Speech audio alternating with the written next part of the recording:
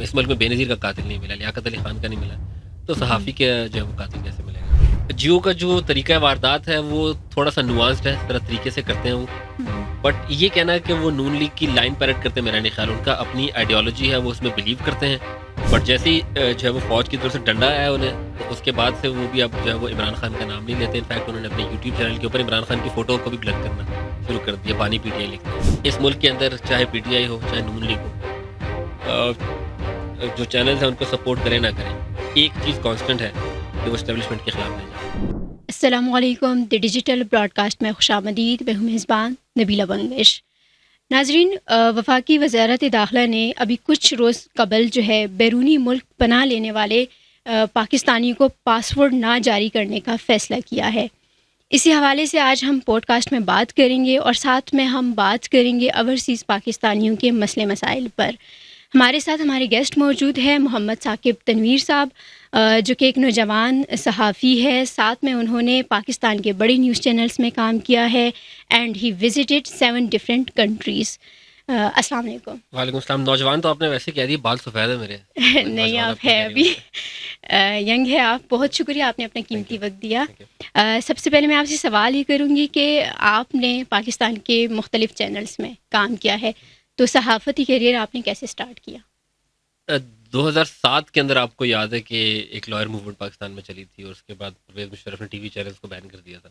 हम्म, उसके बाद फिर एंकर्स ने जाके सड़कों के ऊपर जाके प्रोग्राम किए थे। तो मैं इस्लामाबाद में रहता था, वो प्रोग्राम होते थे G7 में, G6 में प्रेस क्लब हुआ करता था। हम्म, उसके बाहर वो प्रोग्राम्स हुआ करते थे, लोग बड़ी तादाद में आके वो प्रोग्राम्स देखा करते थे। मैं G7 में रहता था उस टाइम पे, और लाल मस्जिद का इंसिडेंट भी उसके आसपास ही की बात है।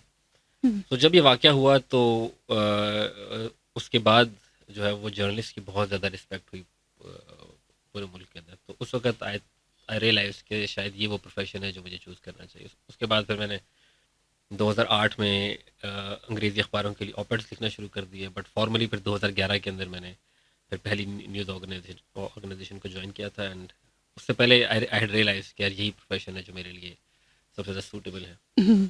तो ये बता सकते हैं कि कितने चैनल्स में आपने अब तक काम किया है? ये अच्छी बात है कि बुरी बात है कितने चैनल्स में काम किया, बिकॉज लोग इसको बुरी बात समझते हैं कि आप तो यार किसी एक चैनल में रहते ही नहीं, मूव ऑन करते रहते हैं। बट हम्म, या एक दो तीन, I think I worked in 7 different channels, जिसके अंदर ऑनलाइन प्लेटफॉर्म्स भी हैं, टीवी चैनल्स भी हैं। मैंने टीवी चैनल्स के अंदर अब तक टीवी के लिए काम किया है, कैपिटल टीवी के लिए किया है, जियो टीवी के लिए किया है, समा के लिए 2 दफ़ा किया है, नियो टीवी के लिए काम किया है। फिर उसके अलावा एक ऑनलाइन प्लेटफॉर्म था सच टीवी, उसके लिए काम किया है। फिर अभी रिसेंटली मैं पिछले 5 साल से इंडिपेंडेंट उर्दू के साथ हूँ। हम्म। तो अभी हम अगर मीडिया की बात कर रहे हैं, अगर नेशनल टेलीविजन्स की हम बात करें पाकिस्तान की, इंटरनेशनल, तो क्या आपको डिफरेंस नज़र आता है?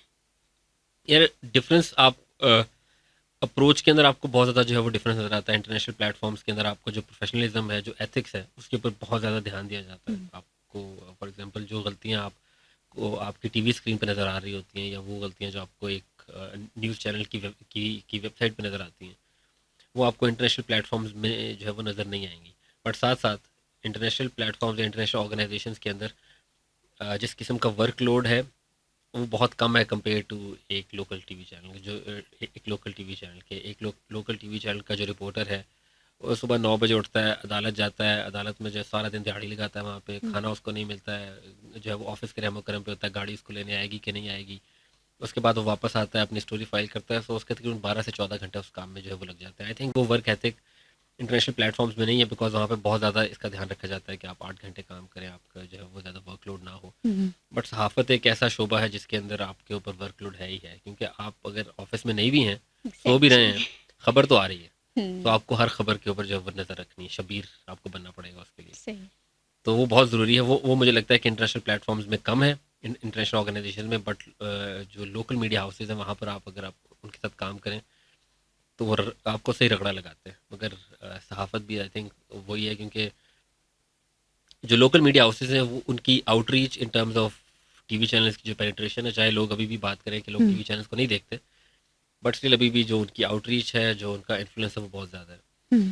तो उसको अभी तक इंटरनेशनल प्लेटफॉर्म जो है वो बीट नहीं कर पाए। बीच नहीं कर पाए, लेकिन इंटरनेशनल मीडिया में भी क्या आप इस बात से इत्तेफाक करेंगे कि जैसे अगर हम बड़े चैनल्स की बात करते हैं BBC और CNN, कुछ ना कुछ रिपोर्ट्स यानी वो एजेंडे पे काम कर रहे होते हैं। लाइक एक कंट्री को आपने जो कि अभी अंडर डेवलपमेंट उनकी चल रही है, उसको इस तरह प्रेजेंट करते हैं अपनी ऑडियंस के लिए कि शायद इस कंट्री में जाना आपके लिए ख़तरे से बाहर नहीं है। अ, आपकी बात सही है। दुनिया में कोई ऐसी न्यूज़ ऑर्गेनाइजेशन नहीं जिसका एजेंडा ना हो। अगर कोई ये कहता है कि हमारा एजेंडा नहीं है तो वो झूठ बोल रहा है। उसका एजेंडा किस तरीके से हो सकता है? अगर आपका कोई प्राइवेट ओनर है तो प्राइवेट ओनर का एजेंडा होगा उसको इन्फ्लुएंस खरीदना है, उसको पैसा बनाना है या कोई भी है, बट उसका एजेंडा है उसके थ्रू। अगर आप BBC की बात कर लें तो BBC एक ऑर्गेनाइजेशन है जिसको एक रियासत ओन करती है। तो उस रियासत ने BBC को इसलिए बनाया था वर्ल्ड वॉर के बाद, जब भी इसको सेटअप किया गया तो उसका मकसद ये था कि आपने प्रोपागेंडा करना है और प्रोपागेंडा करने के लिए बने थे। जो सही टर्म है वो इसका था प्रोपागेंडा। अब प्रोपागेंडा का मतलब हमने गलत ले लिया, बट प्रोपागेंडा का मतलब ये भी होता है कि अगर सच है उस सच को आगे आपने फैलाना है तो उसको आपने प्रोपागेट करना है, और प्रोपागेट करने से जो है वो वर्ड प्रोपागेंडा कहने लेकिन अगर हम देखें, जैसे मैं being a student of mass communication, हम पढ़ते भी यही चीज़ें, लेकिन हम जब रियलाइज़ करते हैं तो हमें कहीं ना कहीं ऐसी रिपोर्टिंग मिलती है कि जहाँ पे सच्चाई को छुपाया आप जाता है। सही कह रही हैं। तो फिर ये सहाफ़त तो ना हुई। नहीं, अब ये देखें ना कि कुछ स्टोरीज होंगी जिसमें आप इंटरनेशनल मीडिया को देखेंगी तो आपको बहुत ज़्यादा सच्चाई से मिलेगी। आपको लगेगा कि सिर्फ जो है वो सच वही बोल रहे हैं।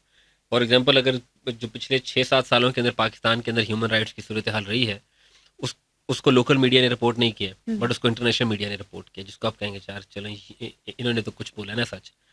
बट आप अभी की बात कर लें, फॉर एग्जाम्पल गजा की बात कर लें, जो गजा के ऊपर इंटरनेशनल वेस्टर्न मीडिया की रिपोर्टिंग रही है, वो आई थिंक उसके अंदर जब वो हर शख्स ये इजीली कह सकता है कि वो बहुत ज़्यादा बायस थी। उसमें जो जिस तरीके से फ़लस्तीनियों को पेश किया गया, उनको डीह्यूमनाइज किया गया, जिस तरीके से इसराइल के वर्जन को प्रोपोगेट किया गया, तो उससे वाज़ेह होता है कि जो वेस्टर्न मीडिया है, इंटरनेशनल वेस्टर्न मीडिया, वो एक एजेंडे के ऊपर है, और वो एजेंडा है कि जो वेस्टर्न वैल्यूज़ है या जो वेस्टर्न ब्लॉक है जिसके अंदर वो इसराइल को एक अहम हिस्सा समझते हैं, उसको प्रोटेक्ट करना है उन्होंने, चाहे उसकी कॉस्ट उनके अपने जो डेमोक्रेटिक फ्रीडम्स हैं या आइडियल्स हैं उसी को उन्हें जो है वो कॉम्प्रोमाइज़ क्यों ना करना पड़े। सो आपकी बात ठीक है कि वो करते हैं, बट वो जो एजेंडा है ना वो उस किस्म का नहीं है जैसा हमारा पैटी किस्म का एजेंडा है। मतलब अब जो है वो जियो सुपर को PSL के राइट्स नहीं मिले तो इसलिए वो PCB के खिलाफ बात करेगा, इसलिए वो ARY के खिलाफ बात करेगा। सो ये वाले प्रॉब्लम नहीं है उनके, बट उनकी जो 2 नंबरी है वो बड़े लेवल के ऊपर है। हमारी 2 नंबरी भी छोटी है, उनकी 2 नंबरी भी बड़ी है। अच्छा, जो आपने अभी हमारे 2 बड़े चैनल्स का नाम लिया है, जो हमारे नेशनल चैनल्स हैं,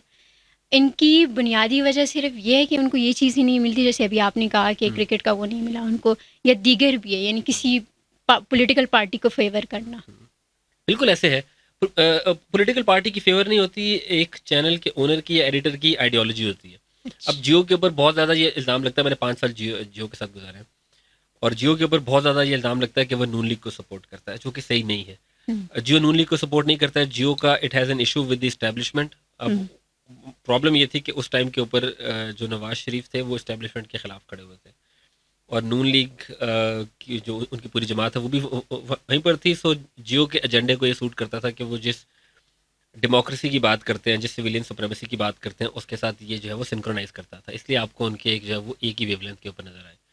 मगर आप साथ साथ जियो के अंदर आपने बहुत से शोज देखे होंगे।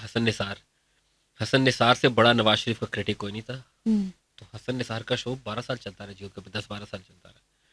उसके अलावा और भी आपको इरशाद भट्टी पिछले 7-8 सालों के अंदर सबसे बड़े क्रिटिक आपको नवाज शरीफ के नजर आए, सबसे वोकल। उनको जियो ने अभी तक प्लेटफॉर्म दिया हुआ, कभी उनको उन्होंने जो है वो ऑफर नहीं किया, और अभी भी वो इजीली बोलते हैं। सो जियो का जो तरीका वारदात है वो थोड़ा सा नुआंस्ड है, तरह तरीके से करते हैं वो। बट ये कहना है कि वो नून लीग की लाइन पैरेट करते हैं, मेरा नहीं ख्याल। उनका अपनी आइडियोलॉजी है, वो उसमें बिलीव करते हैं, जिसकी वजह से जो है वो आज भी एक उनकी एक क्रेडिबिलिटी है जिसको आप मान सकते हैं। अगर आप दूसरी तरफ पे ARY को देखें तो ARY के अंदर आपको नज़र आता है कि फैंस हैं वो इमरान खान के, और जो उनके ओनर हैं या उनकी जो भी एडिटोरियल पॉलिसी है वो इमरान खान की फ़ैन नज़र आती है कि जो कुछ भी हो जाए इमरान खान को तो हमने अबैंडन नहीं करना है।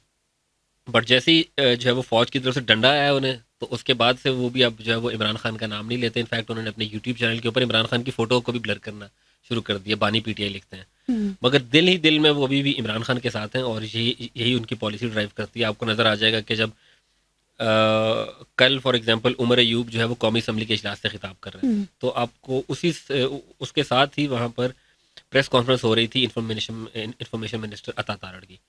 जियो आप लगाते हैं तो जियो के ऊपर अता तारड़ की प्रेस कॉन्फ्रेंस थी। ARY आप लगाते हैं तो आपको फिर भी ARY का जो है वो जो PTI के लीडर है उनकी प्रेस कॉन्फ्रेंस आपको वहाँ पर नजर आती है।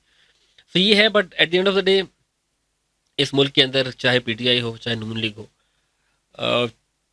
जो चैनल्स हैं उनको सपोर्ट करें ना करें, एक चीज़ कांस्टेंट है कि वो एस्टेब्लिशमेंट के खिलाफ नहीं जा सकते, और वो तमाम के तमाम चैनल कर रहे हैं। अच्छा, यहाँ से बात निकली है तो मेरे जहन में एक और क्वेश्चन आ रहा है। एक सहाफ़ी की भी, जैसे आपने कहा कि हर चैनल की अपनी एक पॉलिसी होती है, एक उनका माइंड सेट होता है, उसी को लेके वो बाय द वे चलते सिर्फ हैं। एक मैं क्लैरिफिकेशन कर दूं, जब मैंने जियो का बताया था कि वहाँ पे हसन निसार और इरशाद भट्टी हैं, ARY में भी आपको वसीम बदामी नजर आते हैं जो कि रिलेटिवली न्यूट्रल लाइन लेते हैं। सो ARY ने भी उनको रखा हुआ है, वो खैर जो कमर्शियल रीजंस की वजह से शायद रखा हो, बट स्टिल ARY भी बर्दाश्त करता है कि अगर उनके चैनल में अभी हसन अयूब हैं एक एनालिस्ट, वो भी उनके Yes. चैनल में है जो कि नून लीग को बहुत वॉसिफरसली उनको सपोर्ट करते हैं।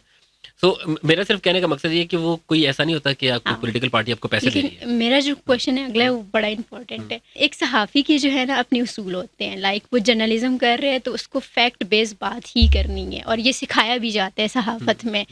तो इन चैनल्स में काम करना मालिकान के उसमें, तो एक सहाफ़ी कितना कॉम्प्रोमाइज़ करते हैं अपने उसूलों से, बहुत ज़्यादा और कॉम्प्रोमाइज़ क्या करता है, करने भी चाहिए? बहुत ज़्यादा कॉम्प्रोमाइज़ करता है, बट अनफॉर्चुनेटली कोई भी सहाफ़ी इंडस्ट्री या प्लेटफॉर्म से बड़ा नहीं हो सकता।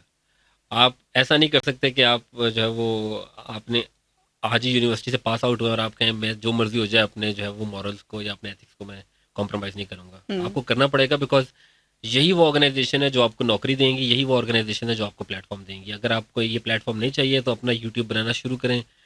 आप अगर इफ़ यू आर नोबडी और आपको काम भी नहीं आता है, आपने जो है वो कभी प्रोफेशनल लाइफ में काम नहीं किया, तो आपके लिए बहुत मुश्किल है कि आप उसमें कामयाब हो पाएंगे। सो आपको प्रोफेशनल एक्सपीरियंस चाहिए होता है। बट देखें, टीवी चैनल्स के ऊपर अभी भी जिस जो है वो जो बात की जाती है कि झूठ बोला जाता है, वो इतना नहीं है। ठीक। टीवी चैनल के ऊपर जो खबर चलती है, अब मैं आपको इजीली बता सकता हूँ, आज आपके मोबाइल फ़ोन के ऊपर या आपके ट्विटर के ऊपर खबर आए, कोई ब्रेकिंग न्यूज़ आए, आपका सबसे पहला काम ये होगा कि आप टीवी देखेंगे कि टीवी के ऊपर है या नहीं। क्योंकि जब अगर टीवी रिपोर्ट कर रहा होता है ना, तो मेजॉरिटी ऑफ द ऑडियंस फिर समझती है कि ये बात सच है, या अगर अखबार में आ जाए। तो अभी भी टीवी की जो क्रेडिबिलिटी है अगेंस्ट जब सोशल मीडिया, वो बहुत ज़्यादा है। तो लोग ये बात कर सकते हैं कि टीवी चैनल्स का एजेंडा है, टीवी चैनल्स बीच में झूठ भी बोलते हैं, जो कि बोलते भी हैं, बट आखिर में बात ये है कि आप एक थर्ड वर्ल्ड कंट्री हैं। आपके सारे इदारे थर्ड वर्ल्ड कंट्री के लेवल के ऊपर काम कर रहे हैं। आपकी मईशत, आपकी फ़ौज, आपकी रियासत, तमाम का लेवल थर्ड वर्ल्ड का है। बट एज एन अवाम हमारी एक्सपेक्टेशन हमारे मीडिया से है कि वो फर्स्ट वर्ल्ड कंट्री, जो कि अब जो खुद भी इस लेवल पे काम नहीं कर रहा है, उस लेवल पे ऑपरेट करे कि मीडिया बिल्कुल जो है वो अनबायस्ड हो, उनकी रिपोर्टिंग बिल्कुल फेयर हो, फैक्ट और ओपिनियन के अंदर डिस्टिंग्विश करे। अनफॉर्चुनेटली ना ये इंडिया में हो रहा है और इवन US में भी नहीं हो रहा है। तो हमारी एक्सपेक्टेशन पाकिस्तान से एज अ रियासत तो ये है कि हम थर्ड वर्ल्ड कंट्री की मैशत हमारी वो है, बट सहाफत किसी तरीके से हमारी जो है वो फर्स्ट क्लास हो जाए, तो फिर ऐसा हो नहीं सकता। आज़ादाना राय देना या आज़ादाना तरीके से सहाफ़त करना, ये तो फिर बहुत मुश्किल है जो आप बात कर रहे हैं। ऑब्वियसली ये सबसे मुश्किल काम है। एक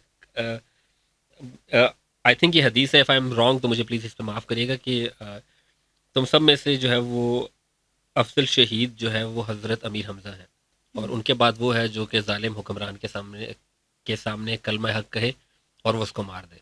तो सहाफ़ी का काम होता है कलमा हक कहना, और इस हदीस के मुताबिक ये सबसे मुश्किल काम होता है। तो आपको जो है वो पाकिस्तान के अंदर ट्रेन ऐसा है कि आपने किसी प्रॉपर्टी डीलर के खिलाफ खबर कर दी है तो वो आपको मरवा सकता है, आपने रियासत के खिलाफ कर दी है वो आपको उठवा लेगी, आपने किसी पॉलिटिशियन खैर बेचारा पॉलिटिशियन तो कुछ नहीं कहता है, बट किसी और के खिलाफ आपने कुछ भी खबर कर दी, आपको इजीली मारा जा सकता है। और ढूंढेगा कोई नहीं कातिल। आई मीन ये सिर्फ सहाफ़ियों के साथ नहीं है, किसी आम बंदे को वैसे ही जो है वो मार दिया जाए राहगीर किसी छोटे से इशू के ऊपर भी, उसका भी कातिल नहीं मिलता है इस मुल्क में। इस मुल्क में बेनज़ीर का कातिल नहीं मिला, लियाकत अली खान का नहीं मिला, तो सहाफ़ी के जो है वो कातिल कैसे मिलेगा?